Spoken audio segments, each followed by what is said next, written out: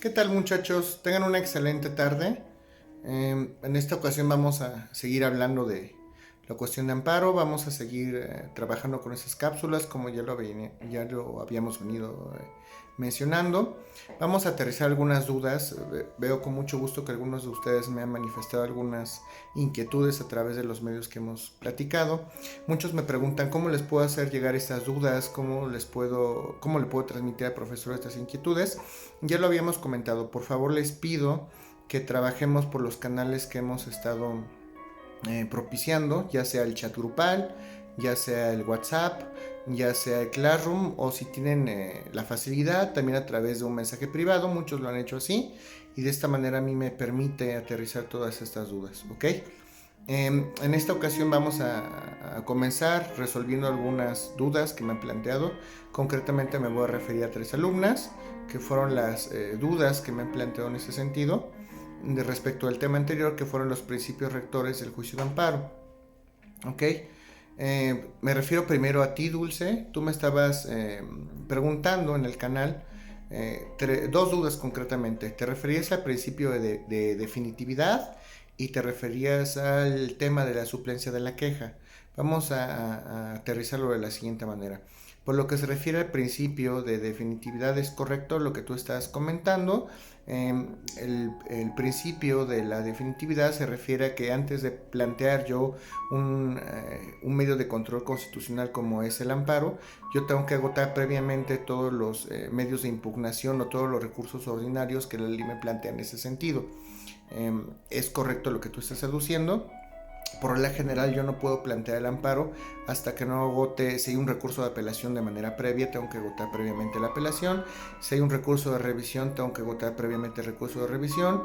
Si hay un juicio previo, como es el juicio de naturaleza contencioso administrativa, yo tengo que agotar de manera previa este juicio contencioso administrativo, y hasta que no agote todas estas opciones que me da la ley, solo entonces, cuando mi última opción es el amparo, o cuando la ley así lo prevé, en el caso del amparo directo, que procede contra resoluciones que no emiten ningún otro recurso de defensa, procederá el amparo, ¿ok? Tengo que agotar entonces de manera estricta todos y cada uno de los recursos o medios de defensa que me plantea la ley. Cuando ya no hay ningún medio de defensa permitido por la ley, precisamente la ley me da esa opción para plantear yo el medio de control constitucional llamado amparo. Es correcto lo que tú dices. Ahora, hablando de la suplencia de la queja, la suplencia de la queja también se maneja como un principio rector del juicio de amparo. Es una figura naturalmente que se regula en la ley, hay un fundamento jurídico recuerden, aquí el tema de la suplencia de la queja, vamos, es una figura jurídica propiamente del derecho de amparo, no se da en otras situaciones, no se da en un juicio ordinario civil, no se da en una apelación, es una figura exclusivamente que acontece en el juicio de amparo o en el medio de control constitucional de amparo.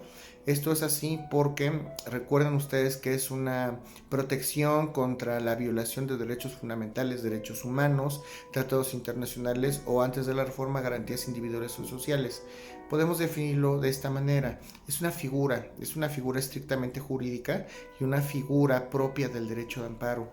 ¿Y en qué consiste esta figura? Esta figura consiste en lo siguiente: una figura jurídica exclusiva del derecho de amparo, por virtud del cual la ley le concede una facultad exclusiva al juzgador de la materia de amparo para suplir esa serie de omisiones o imperfecciones que el quejoso planteó al momento de substanciar o de tramitar el amparo por estas violaciones, precisamente debido a que el quejoso no es un perito en la materia. Y en ese sentido, la suplencia de la queja se da por desconocimiento del quejoso o por imperfección en el momento de plantear el juicio de garantías. Entonces es una facultad, repito, es una facultad exclusiva del juzgador en materia de amparo para suplir o subsanar aquellas omisiones que plantea el quejoso por imperfección o por desconocimiento en el momento de plantear la demanda de garantías. Recuerden que en ese sentido, la suplencia de la queja no significa resarcir aquellos argumentos o aquellos conceptos de violación que no expuso el quejoso. Simple y sencillamente está subsanando aquellas omisiones que por imperfección, como lo hemos comentado, o por desconocimiento de la ley, puede plantear el quejoso. El quejoso plantea claramente cuáles son o cuál es la conculcación a sus derechos fundamentales, y el juez le permite, la ley le permite al juez esa facultad para subsanar algunas omisiones referentes a su argumentación o referentes a la manera en que plantea las cosas. Si el quejoso se da a entender y el juez, al ser un perito en la materia jurídica, lo puede subsanar, estamos ante la figura de la suplencia de la queja, que hemos planteado a su vez como un principio rector del juicio de amparo. Espero que de esta manera quede subsanada la duda. Si tienes alguna otra inquietud, por favor te la hago llegar, me la haces llegar para que yo te la pueda responder, ¿ok? Me refiero ahora a ti, Marlene. Me estás comentando algunas inquietudes con respecto también a las excepciones. También a ti, Carolina, me estás planteando algunas inquietudes con respecto a las excepciones. Concretamente hablamos del caso del destierro. Estas excepciones al principio de definitividad se refieren concretamente a lo siguiente. Si hablamos del destierro, recuerden ustedes que el destierro es una figura que se daba pues, hace ya unos siglos en algunos países, donde desterraban prácticamente o ordenaban la salida de alguna persona por parte de algún estado por la comisión de alguna infracción. En este sentido, pues, obviamente ya no hablamos de destierro. Lo asocian muchos autores, yo lo asociaría también, lo asociaría con el tema de la extradición. Obviamente los nacionales, si hablamos de los mexicanos, a los mexicanos ya no hay penas actualmente en derecho positivo mexicano que a los nacionales los obligue o los aduzca para salir de la República Mexicana por la comisión de alguna infracción. Yo no conozco ni ningún doctrinario, y la ley no habla, ninguna ley se refiere de ninguna manera a una pena consistente en que ordene la salida inmediata del país de ninguna persona por haber cometido alguna infracción de tipo civil, de tipo penal, de tipo administrativa. Entonces, lo que nosotros podemos interpretar como destierro en ese sentido es la extradición. Me imagino que en este punto ustedes sabrán lo que es la extradición, si no voy a referir un poco en ese sentido. La extradición, obviamente, está prohibida la extradición de reos políticos a otro país. La extradición se da cuando un estado solicita que se traslade a una persona refugiada en otro territorio por la comisión de algún delito, ya sea para juzgarlo o para condenarlo, o para que cumpla la pena que se le impuso por parte de un juicio en otro país, ¿ok? Se le busca por la comisión de un delito. No está prohibida la extradición de reos políticos, y también está prohibida la extradición de personas, sean nacionales o extranjeros, porque los están buscando en algún otro país por la comisión de algún delito debido a estas situaciones.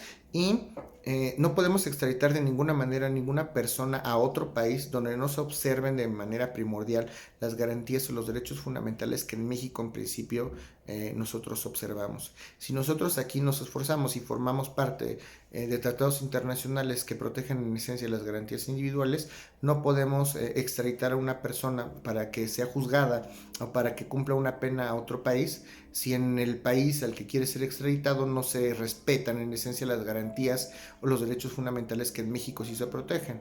Recuerden ustedes que por el simple hecho de estar en territorio nacional, la Constitución protege a todas aquellas personas que están en territorio nacional, simple y sencillamente. Entonces, si una persona está en territorio nacional, por el simple hecho de estar en territorio nacional, las leyes lo protegen. Toda esa serie o ese cúmulo de garantías o derechos fundamentales que se observan en México deben de ser respetados, y la propia ley protege en ese sentido a las personas, a los particulares, para que no sean mandados a otro país donde sabemos que en esencia no les van a respetar esas garantías. Hasta en ese sentido protege la Constitución a estas personas.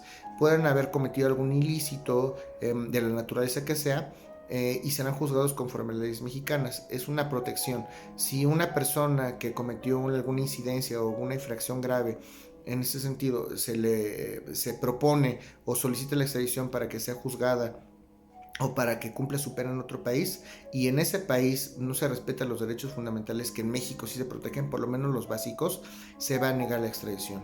A eso se refiere el destierro. Si nosotros somos objeto, o los particulares son objeto de una petición de extradición a otro país donde no se protejan las garantías individuales, obviamente no vamos a poder trasladarlos ni vamos a poder conceder como gobierno mexicano esa extradición. Sería estarlos desprotegiendo y sería mandarlos a un país.